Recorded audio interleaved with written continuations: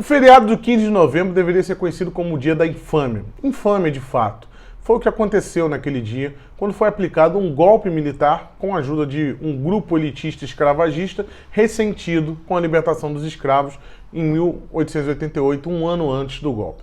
O que aconteceu, né, naquele trágico 15 de novembro de 1889, né, não deveria ser refletido hoje na nossa sociedade, né, e vermos, né, o que foi de fato aquele movimento.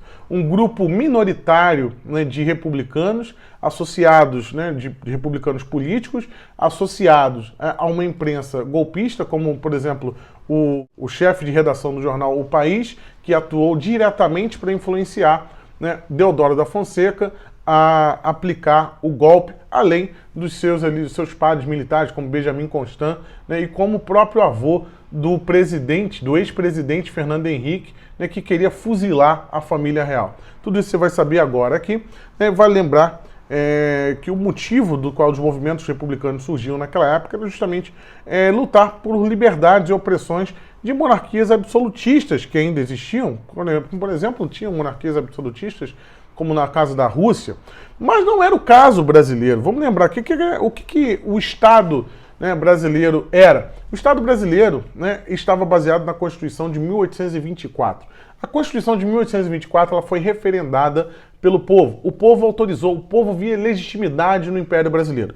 Então nós temos o imperador, né, de maneira legítima colocado naquela posição, que foi referendado através de consultas públicas em paróquias, naquela época, em 1824, né, o governo, no caso ali, o chefe de Estado, o imperador Dom Pedro I, ele só outorgou a Constituição, mas lá de fato foi consultada pelo povo.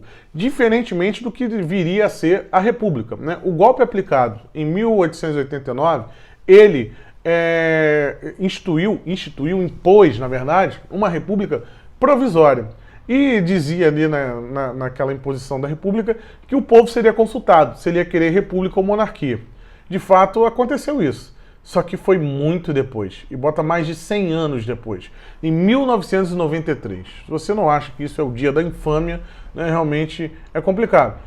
Os caras falaram que o povo seria consultado. O povo é consultado mais de 100 anos depois. É um verdadeiro escárnio, né, com a população brasileira, o que aqueles republicanos fizeram. Sem contar que a República ela poderia oferecer o que de novo naquele regime? Né? Tínhamos ali um Estado que tinha o rodízio, né, do governo eleito, então tinha o governo eleito, tinha liberdade de imprensa, né? A imprensa poderia, normalmente, nunca teve um jornal fechado no regime imperial, né? E, inclusive, nós tínhamos também a nossa unidade nacional muito bem representada através do imperador. Vai lembrar que após a queda do Império, muitas revoltas aconteceram, né, justamente pela essa falta de legitimidade, né, dos governantes que assumiram posteriormente. O chefe de jornal, né, o Quintino Bocaiúva, como eu já falei, atuou diretamente, eu vou explicar aqui para vocês. Né, vai lembrar que o Deodoro da Fonseca, ele era um monarquista. Ele nunca foi republicano, como, por exemplo, o Benjamin Constant, o tenente-coronel Benjamin Constant, que participou do golpe também. Há 67 dias antes do golpe, né, o Deodoro da Fonseca disse que o povo brasileiro não estava preparado para a República, não estava educado para a República. E que a monarquia, né, ruim com ela, pior sem ela. Então essa foi a frase do Deodoro 67 dias antes. E de fato, o Deodoro da Fonseca, quando ele sai naquela madrugada, né, já no raiar do sol, da sua casa, ele estava doente, estava enfermo, né, por mais de um mês enfermo.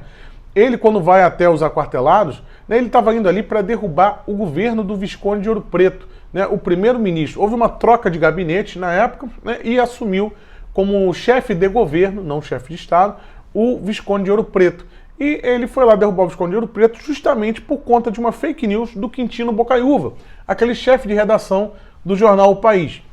O Quintino Bocaiúva fez chegar até ele a informação de que o Visconde de Ouro Preto, presidente do Conselho de Ministros, teria mandado prender Deodoro da Fonseca. Isso motivou ele a ir se juntar aos republicanos que estavam já planejando um golpe para o dia 20 de novembro, né, e essa insuflada fez com que antecipassem o golpe.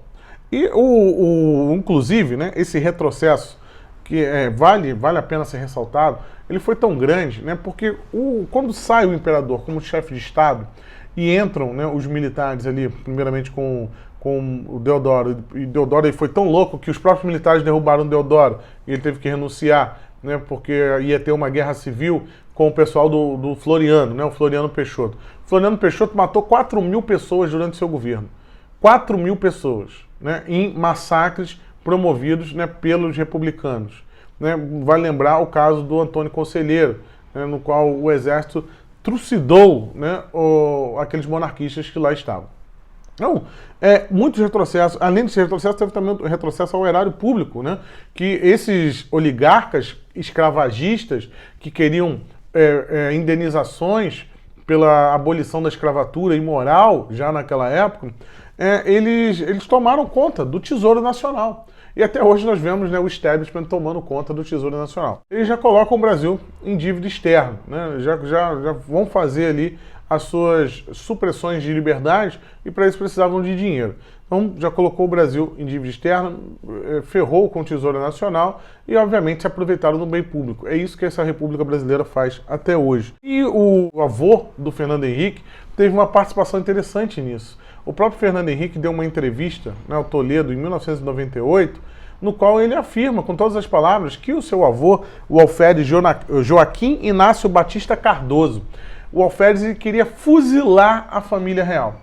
Algo muito parecido com o que vimos posteriormente, né, na Revolução de 17, lá na Rússia, quando se fuzila a família Romanov, né, e parece que já tínhamos, né, alguém com essa intenção aqui no Brasil de fuzilar a família real. Pois é, o avô do Fernando Henrique Cardoso, que sempre sempre interferiram na vida política, né? São as mesmas famílias, as mesmas elites que estão aí até hoje.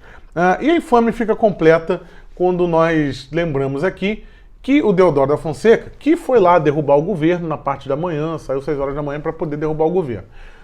Quando ele derruba o governo, tá ok, ele volta, ele não adere à República. Detalhe importante, né? Um cadete seu gritou "Viva a República", ele tomou um tapa na cabeça do Deodoro da Fonseca. Então, até aquele momento, no dia 15 de novembro, Deodoro não queria implementar uma república, ele só queria trocar o governo.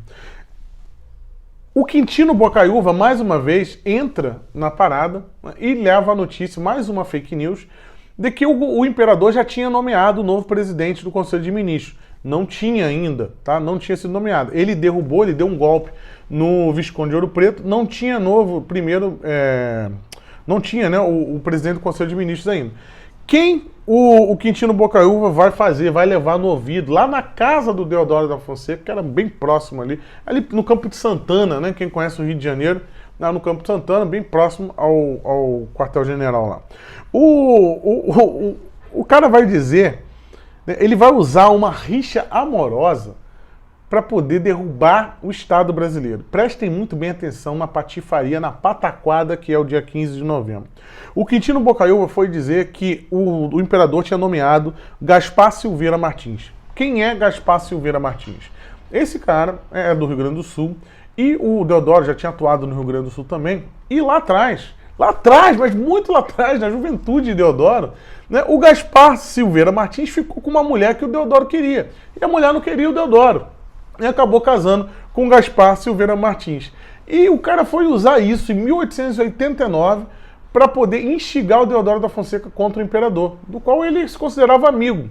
E aí, quando ele diz que o Gaspar Silveira Martins ia ser o novo presidente do Conselho de Ministros, aí não deu outra. O Deodoro resolveu aderir aos republicanos, né, e mandou comunicar que a República estava feita, sem nenhum apoio popular, apenas de uma elite escravagista e de políticos em decadência. É assim que nasce a República Brasileira e deveríamos refletir mais sobre essa data. Inclusive, no referendo de 1993, né, a monarquia nem sequer tinha dinheiro para poder fazer campanha naquele referendo. Deveríamos rever isso, essa consulta pública, e que o povo escolha um melhor regime. Vai lembrar que, muito provavelmente vão falar, mas ficar bancando uma família real, uma família imperial. Meus amigos, vai lembrar que hoje nós bancamos lagostas, né, do STF, bancamos jatinhos de presidente da Câmara, bancamos jatinhos de presidente do Senado, né, e muitas outras benesses, né, que o Estado brasileiro proporciona para quem está no establishment. Então, a família real, o que era gasto com a família real, era infinitamente menor do que é gasto hoje para manter a República Brasileira. Infinitamente menor. Tá?